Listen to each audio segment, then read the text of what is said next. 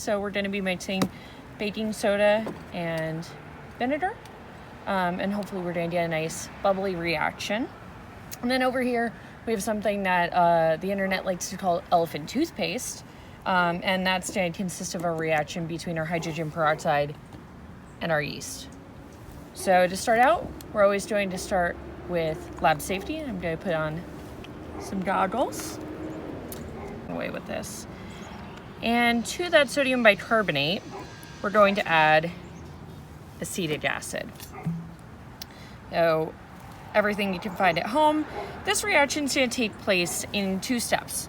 So our first step is going to be the sodium bicarbonate and the acetic acid breaking down to form sodium acetate and carbonic acid. And that is a double displacement reaction. And then we're going to take it one step further, and our carbonic acid is going to break down into a water and carbon dioxide gas. That's a decomposition. That's the part we're going to see.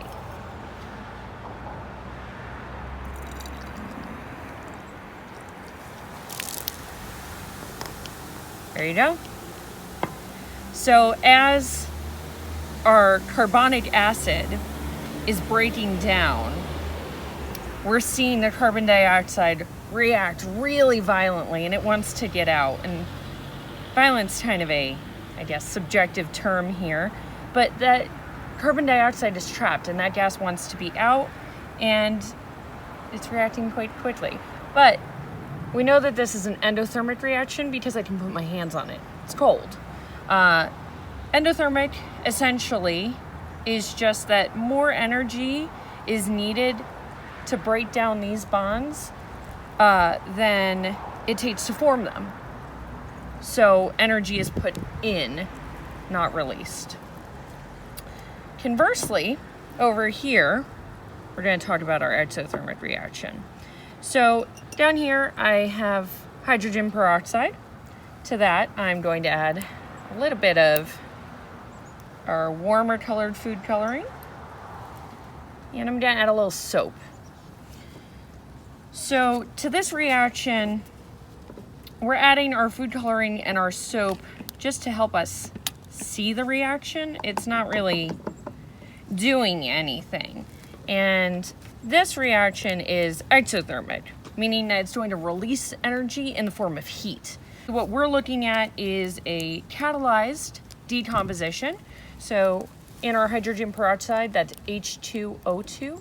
It's naturally, over time, going to decompose into H2O and oxygen. It's a spontaneous process that occurs naturally over time. We're going to speed that up with our catalyst. Our catalyst today is going to be yeast, and hopefully we get a nice reaction.